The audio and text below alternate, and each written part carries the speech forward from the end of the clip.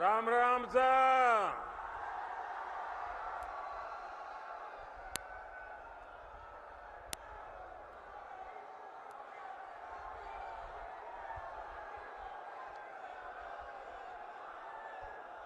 भारत माता की, भारत माता की। शक्ति स्वरूपा जीण माता जी, सालासर बालाजी महाराज, बाबा खाटू श्याम जी और वीर गोगाजी महाराज ने मारो बारंबार प्रणाम। राजस्थान पराक्रम और परिश्रम की धरती है। ये वीर माताओं की धरती है। ये वीर बेटों को जन्म देने वाली वीर वीरांगना माताओं की पवित्र भूमि है। और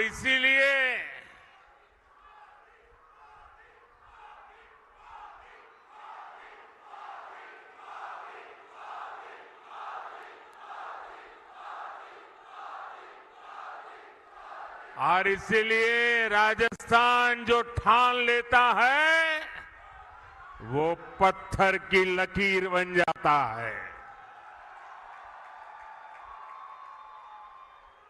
और यही जज्बा मेरे सामने देख रहा हूं।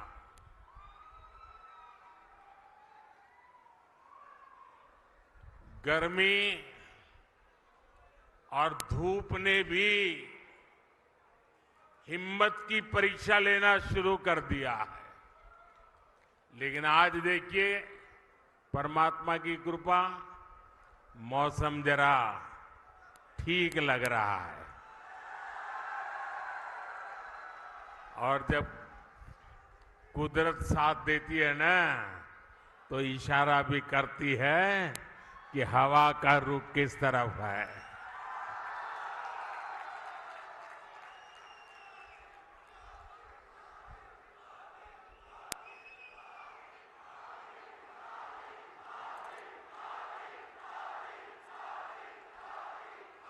साथियों, राजस्थान का किसान, मेरे राजस्थान का नौजवान और आप सब माताएं बहनें इतनी बड़ी संख्या में दूर दूर से हमें अपना आशीर्वाद देने आए हैं। और पूरा राजस्थान कह रहा है, फिर एक बार, फिर एक बार, फिर एक बार। और आज चूरू ने ये बता दिया है कि 4 जून, 4 जून, 4 जून। और जब मैं चूरू आया हूं तो दिल्ली से नरेंद्र देवेंद्र के लिए आशीर्वाद मांगने आया है। और जब नरेंद्र देवेंद्र के लिए आशीर्वाद मांगता है तो आप लोग छप्पर फाड़ करके दे देते हैं।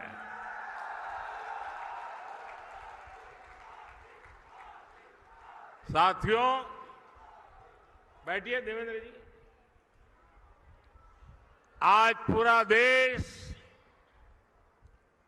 विकसित भारत होने के संकल्प पर काम कर रहा है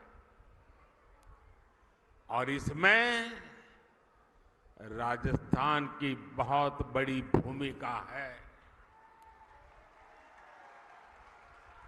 जब राजस्थान विकसित होगा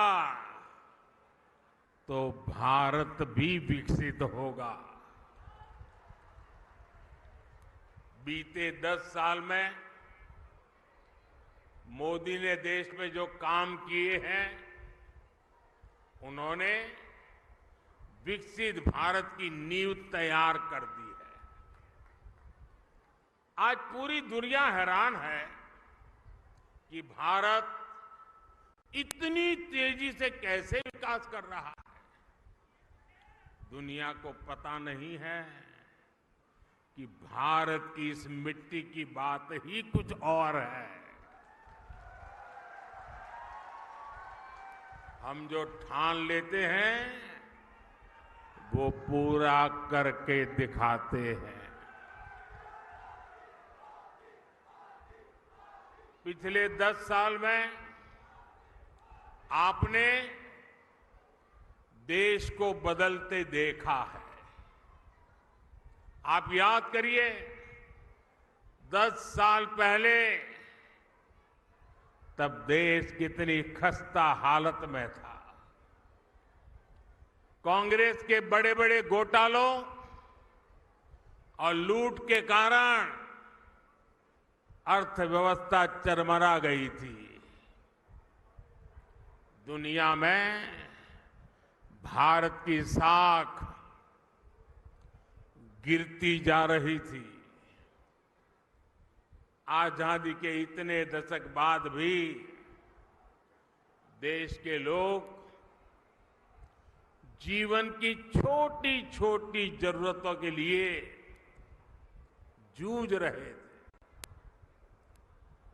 करोड़ों गरीबों के सर पर छत नहीं थी। करोड़ों लोगों को पीने का पानी उपलब्ध नहीं था। हमारे गांव अंधेरे में डूबे थे। वहां बिजली भी नहीं पहुंची थी और लाखों करोड़ की लूट से सरकारी खजाना खाली ही रहता था। आप लोगों ने भी सोचा होगा लिया, जब हालत इतनी खराब थे, इतने दशकों तक बुराइयां थी, तो इसका मन पर भी असर होता है। और आप सब देशवासियों ने मान लिया था कुछ बदल नहीं सकता, अब देश का कुछ हो ही नहीं सकता। हर कोई निराशा में डूबा हुआ था। इसी हताशा निराशा में 2014 में आपने गरीब के इस बेटे को अपनी सेवा का मौका दिया।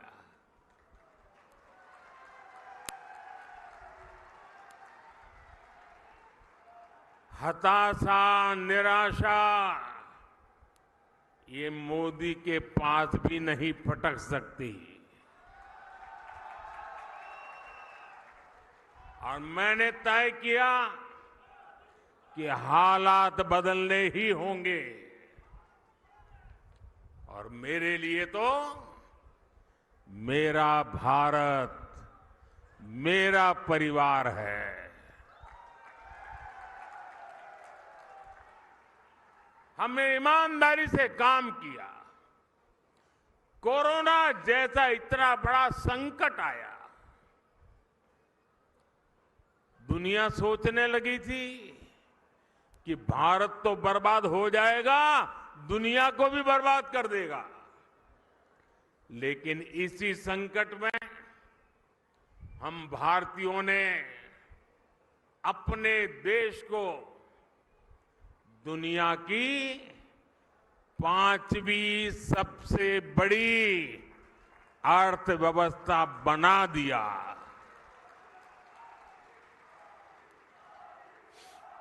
हम भी कह सकते थे भाई क्या करूं, पूरी दुनिया में आपदा आई है, हमारे यहां भी आपदा आई है, मैं क्या करूं। और हो सकता है देश वाले मान भी लेते, लेकिन मोदी ने वो रास्ता नहीं चुना। चुनौतियों को चुनौती देना, यही तो हमारी मिट्टी की ताकत होती है।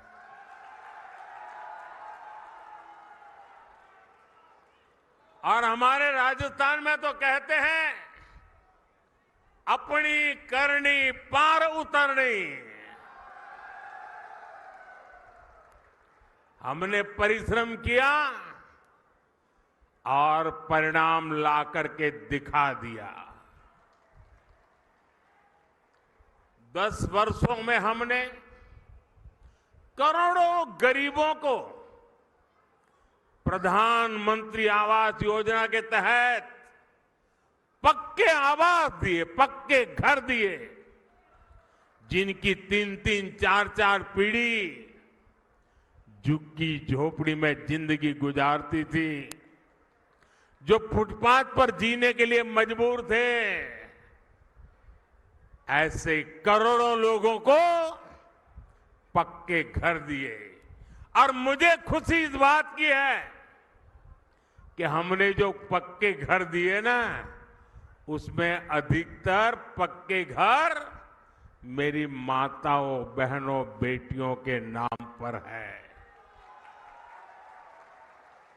वरना हम तो जानते हैं, हमारी समाज रचना ऐसी रही है कि घर होगा तो पुरुष के नाम पर, गाड़ी होगी पुरुष के नाम पर, खेत होगा पुरुष के नाम पर, दुकान होगी पुरुष के नाम पर, सब कुछ पुरुष के नाम पर।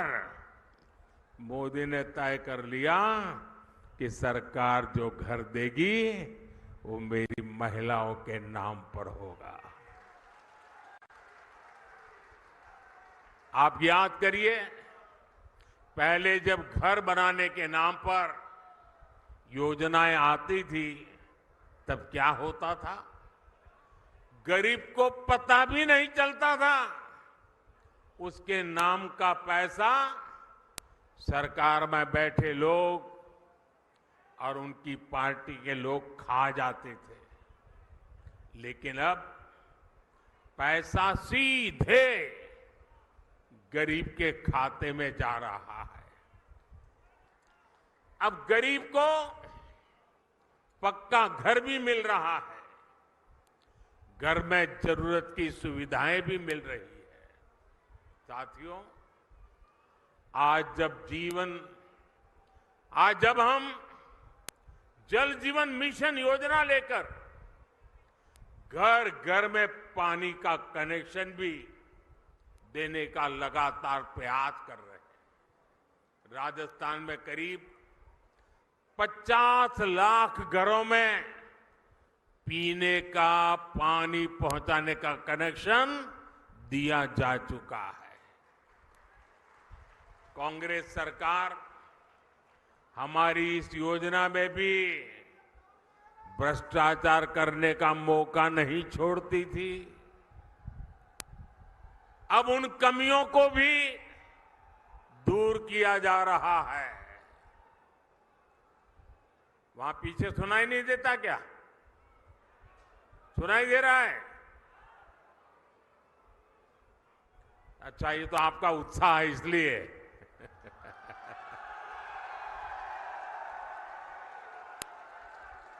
देखिए, राजस्थान के 4.5 करोड़ जरूरतमंदों को हर महीने मुफ्त राशन भी दिया जा रहा है। यानी जीवन के हर पड़ाव पर भाजपा सरकार गरीब के साथ खड़ी है। जो काम इतने दशक में नहीं हुए, वो हमने 10 साल में करके दिखाए। और इसलिए मैं कहता हूं, जब नीयत सही तो नतीजे सही।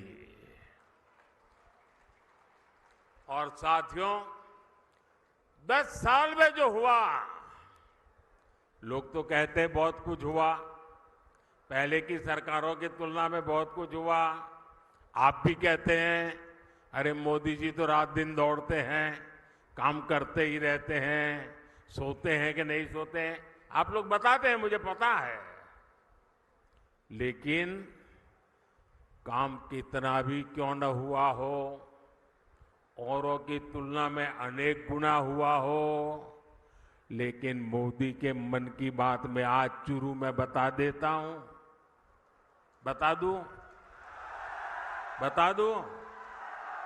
देखिए, जो अब तक हुआ है ना, वो तो ट्रेलर है, ट्रेलर।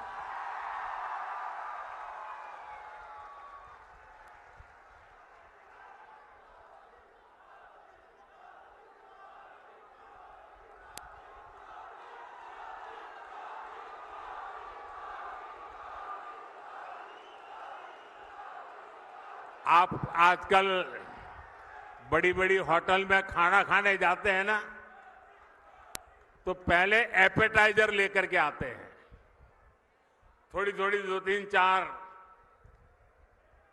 जरा बड़ी चटाकेदार चीजें परोसते हैं। तो कभी लगता है यार इतना आ गया, पेट तो भर गया, आप खाना क्या खाएंगे। ये जो मोदी ने किया है ना, वो तो एपेटाइजर है, एपेटाइजर।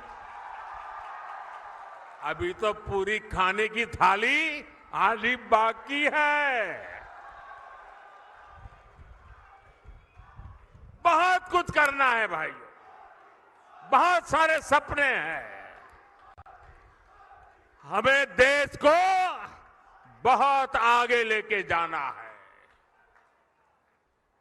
साथियों, आज देश में मोदी की गारंटी की चर्चा हो रही है। मोदी की गारंटी कैसे पूरी होती है और कितनी रफ्तार से पूरी होती है, राजस्थान उसका बहुत बड़ा उदाहरण है। मैंने मेरी माताओं बहनों को गारंटी दी थी कि गरीबों का उज्ज्वला सिलेंडर सस्ता किया जाएगा। ये गारंटी पूरी हो गई है। मैंने युवाओं को गारंटी दी थी कि बीजेपी सरकार बनते ही कांग्रेस के पेपर लीक इंडस्ट्री के खिलाफ जांच बिठाई जाएगी।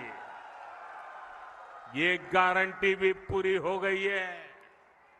मैंने ये भी गारंटी दी थी कि राजस्थान का मेरा किसान, शेखावटी के मेरे लोगों के लिए पानी की समस्या को खत्म किया जाएगा। जिस ईआरसीपी प्रोजेक्ट को कांग्रेस ने लटका कर रखा था, हमने उसे न केवल स्वीकृत किया बल्कि तेजी से काम भी जारी है। इससे पीने के पानी और लाखों हेक्टेयर जमीन को सिंचाई का भी लाभ मिलेगा। हमने हरियाणा से समझौता करके शेखावटी में पानी लाने का रास्ता भी साफ कर दिया है। भाइयों और बहनों, भाजपा जो कहती है वो जरूर करती है। दूसरी पार्टियों की तरह भाजपा केवल घोषणा पत्र नहीं जारी करती, हम तो संकल्प पत्र लेकर के आते हैं। 2019 में हमने जो संकल्प पत्र जारी किया था, उसके ज्यादातर संकल्प पूरे हो चुके हैं। और 2 साल कोविड के संकट के बावजूद भी मोदी ने आपको जो वादा किया था, वो वादा पूरा करने के लिए एड़ी चोटी का जोर लगा दिया है। राजस्थान के मेरे भाई बहन, जम्मू कश्मीर की धरती पर जो मेरे वीर जवान शहीद हुए ना, उसमें मेरे इस शेखावटी के जवान भी शहादत मोली थी। उस जम्मू कश्मीर जहां पर मेरे राजस्थान के वीरों का रक्त आज वो जम्मू कश्मीर से आर्टिकल 370 खत्म हो गया।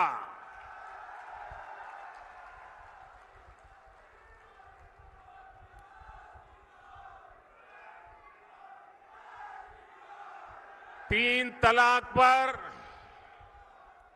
कानून हमारी मुस्लिम बहनों की मदद कर रहा है। और मेरी मुसलमान माताएं बहनें समझे,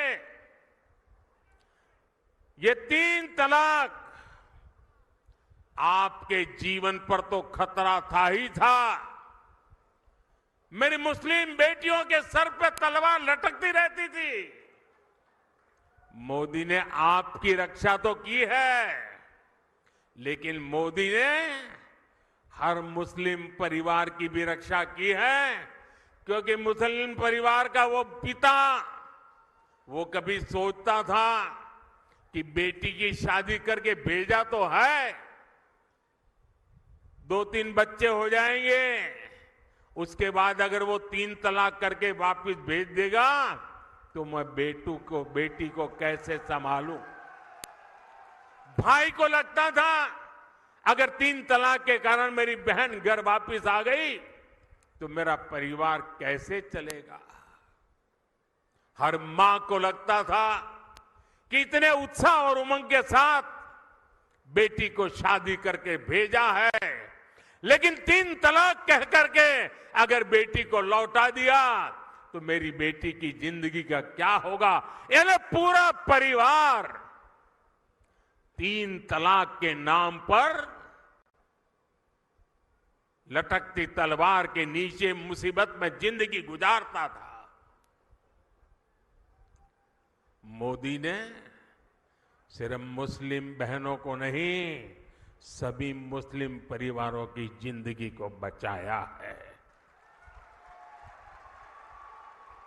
लोकसभाओं में महिलाओं के लिए आरक्षण का कानून भी संसद ने पारित कर दिया है। ये भाजपा ही है जिसका संकल्प पत्र भी अपने आप में एक गारंटी माने जाना लगा है।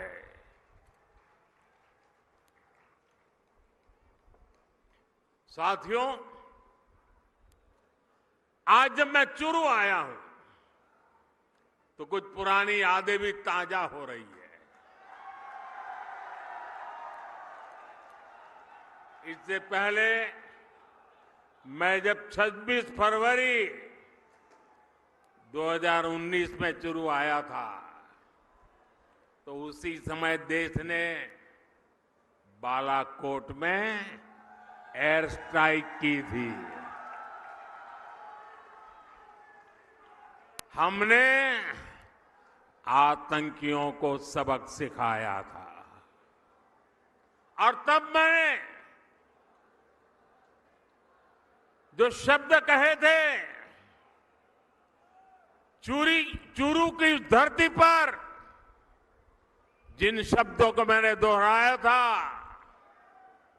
मैं आज फिर एक बार इस वीरों की धरती पर आया हूं तो मेरे उन भावों को दोहराता हूं। तब मैंने कहा था, यही चूरू में कहा था, सौगंध मुझे इस मिट्टी की, सौगंध मुझे इस मिट्टी की, मैं देश नहीं मिटने दूंगा, मैं देश नहीं रुकने दूंगा, मैं देश नहीं झुकने दूंगा। मेरा वचन है भारत मां को, तेरा शीश नहीं झुकने दूंगा।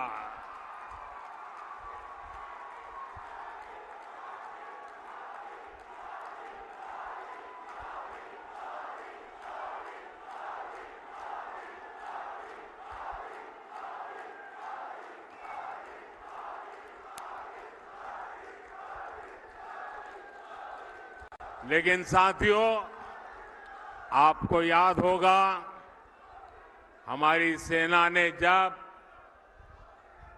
सर्जिकल स्ट्राइक और एयर स्ट्राइक की, तब कांग्रेस और उसके साथी क्या भाषा बोल रहे थे। इसी गठबंधन गठबंधन के लोग हमारी सेना से शौर्य के सबूत मांग रहे थे। भाइयों और बहनों, सेनाओं का अपमान, देश का विभाजन, ये कांग्रेस पार्टी की पहचान है।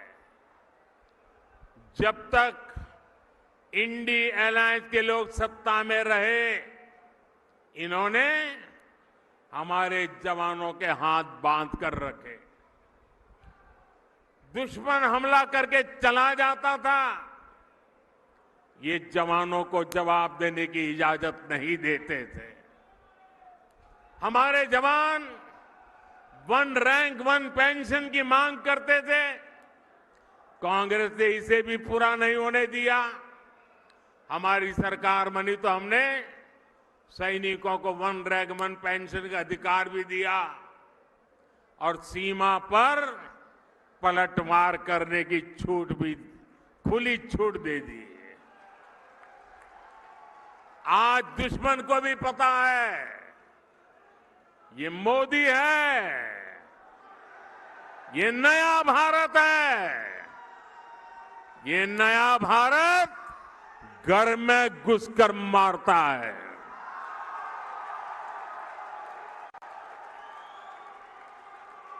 साथियों, देश हित से भी ज्यादा कांग्रेस ने हमेशा तुष्टीकरण को प्राथमिकता दी है। ये लोग तुष्टीकरण के लिए किस हद तक जा सकते हैं, ये देश ने देखा है। ये वो लोग हैं जिन्होंने कोर्ट में जाकर कहा था कि प्रभु श्री राम तो काल्पनिक है। अभी कुछ महीने पहले ही अयोध्या में भव्य राम मंदिर का सपना पूरा हुआ।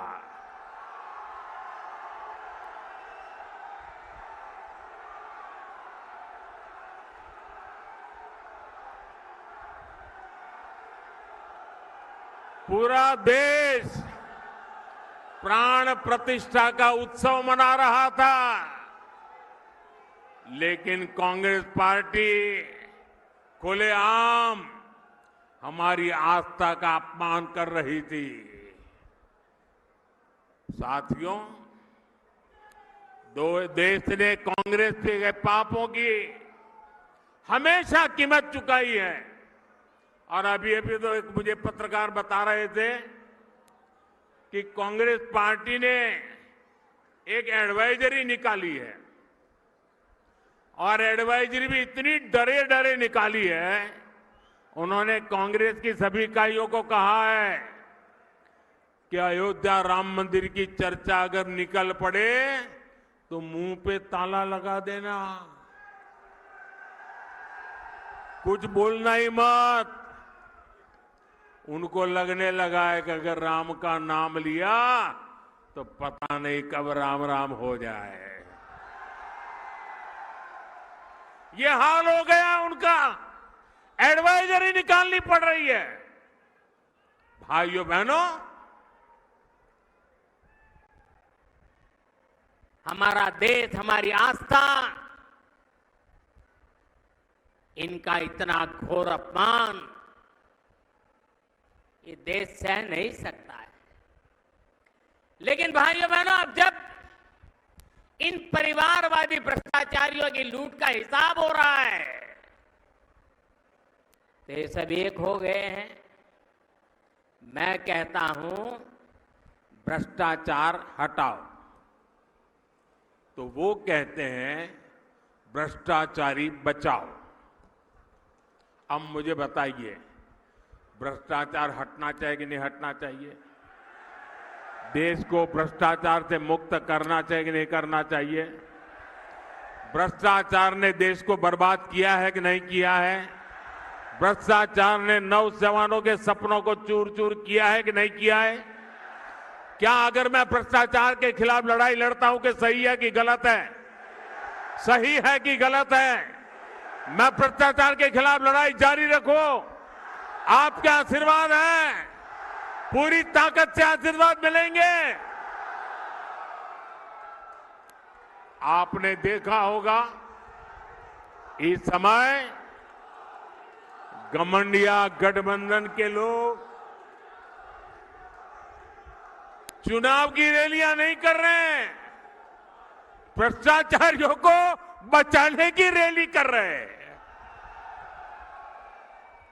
आप मुझे बताइए, कांग्रेस के सांसद के ठिकाने पर छापा पड़ा और वहां से अलमारी में, बक्सों में बंद किए हुए 300 करोड़ रुपए से ज्यादा मिले और टीवी पर देश ने देखा और केवल कांग्रेस के एक सांसद के पास से एक जगह पर से 300 करोड़ का खजाना मिला है। और क्या क्या होगा वो तो अभी खोजना है।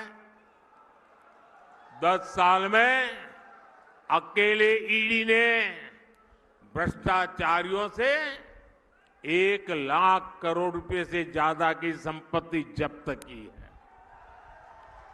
और मैं आपसे पूछता हूं, ऐसे लोगों पर कार्रवाई होनी चाहिए कि नहीं होनी चाहिए? ऐसे लोगों ने जिंदगी जेल में बितानी चाहिए कि नहीं बितानी चाहिए? मैं इन भ्रष्टाचारी परिवारवादियों से कहना चाहता हूं, कितने भी झूठ फैला लो, ये मोदी डरने वाला नहीं है। साथियों, कांग्रेस और इंडी गठबंधन का सिर्फ अपना हित, यही उनका कार्यक्रम है। इन्हें गरीब, दलित, शोषित, वंचित के कल्याण से, उनके सम्मान से कोई मतलब नहीं है। ये वही लोग हैं जिन्होंने कभी बाबा साहब आम्बेडकर का सम्मान नहीं किया।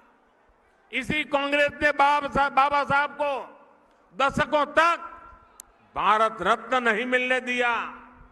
इन लोगों ने देश में आपातकाल लगाया, संविधान को बंधक बनाया। इस इंडियन अलायंस के लोगों ने कभी पिछड़ा वर्ग आयोग को संवैधानिक दर्जा नहीं दिया। दशकों पुरानी ये मांग मोदी ने पूरी की। भाजपा ने देश को दलित राष्ट्रपति दिए, देश की पहली आदिवासी महिला राष्ट्रपति दी, लेकिन इन्हें चुनाव हरवाने के लिए इंडी गठबंधन वालों ने पूरी ताकत लगा दी। अब 19 अप्रैल को शोषितों, वंचितों के ऐसे विरोधियों के साथ क्या करना है आपको पता है ना? 19 अप्रैल को क्या करना है पता है ना? पता है ना? अपने यहां राजस्थान में कहते हैं, अकलमंद ने इशारो ही गणो। साथियों, चूरू में भाई देवेंद्र झांझड़िया जी, झुंझुनू में शुभकरण चौधरी जी, सीकर में स्वामी सुवेदानंद सरस्वती जी, मैं आज आपके पास उन सब के लिए आशीर्वाद मांगने आया हूं।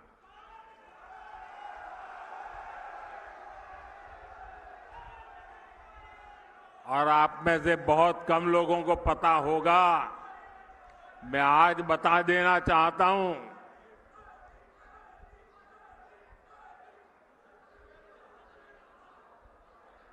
चूरू में जो उम्मीदवार है देवेंद्र और दिल्ली में है नरेंद्र। आप में से बहुत कम लोगों को पता होगा, देवेंद्र के साथ मेरा बहुत पुराना निकट नाता रहा है।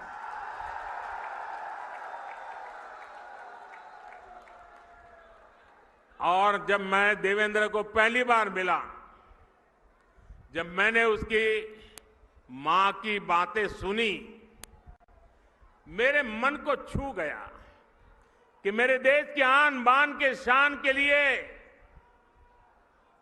शेखावटी की गरीब मां, अनपढ़ मां, अपना बेटा जिसका शरीर मुसीबतों से गुजारा करने वाला शरीर है, लेकिन उसको भी दुनिया में देश का नाम रोशन करने के लिए मां प्रेरित करती है।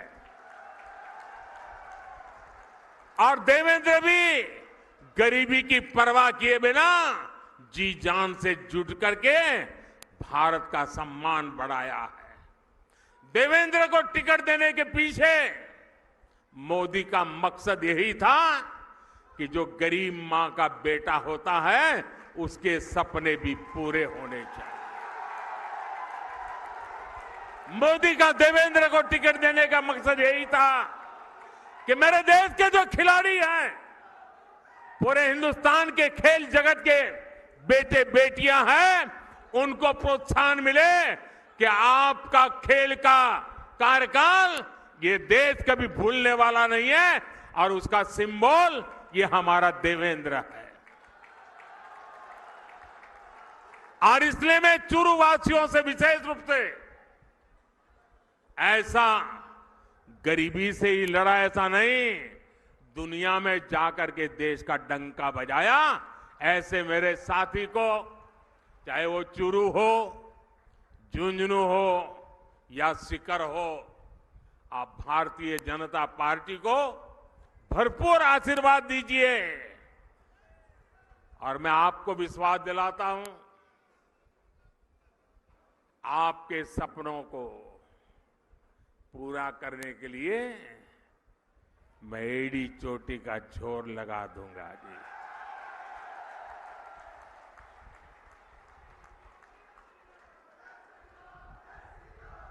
गर्मी कितनी क्यों न हो, मतदान पूरा होगा कि गर्मी के कारण मतदान कम होगा, ऐसा नहीं होगा ना। घर घर जाएंगे, माताओं बहनों को मेरी बात बताएंगे, चुनाव जीतने के लिए मतदान करेंगे। अच्छा, मेरा एक और काम करेंगे, मेरा पर्सनल काम है, करेंगे। घर घर जाकर कहना कि हमारे मोदी जी चुरू आए थे और मोदी जी ने आपको प्रणाम भेजा है। मेरा प्रणाम पहुंचा देंगे। मैं यहां भाजपा के सभी वरिष्ठ नेताओं को भी सार्वजनिक रूप से प्रार्थना करता हूं। सार्वजनिक रूप से कभी कभी करना पड़ता है। ऐसा है कि चुनाव का समय है, हर किसी के जिम्मे बहुत सारा काम है, लेकिन इनको मन में रहता है कि प्रधानमंत्री जी आए और हम नहीं जाएंगे तो कैसा लगेगा। मेरी आप कार्यकर्ताओं से विनती है कि आप बिल्कुल मेरी चिंता छोड़ दीजिए। सभी कार्यक्रमों में वरिष्ठ लोगों को दौड़ने की जरूरत नहीं है। कोई छोटा कार्यकर्ता भी रहेगा तो मोदी भी छोटा है, छोटे के बगल में बैठ जाएगा। आप कृपा करके सभी कार्यक्रमों के लिए मत दौड़िए। मेरे साथ बोलिए, भारत माता की, भारत माता की, भारत माता की।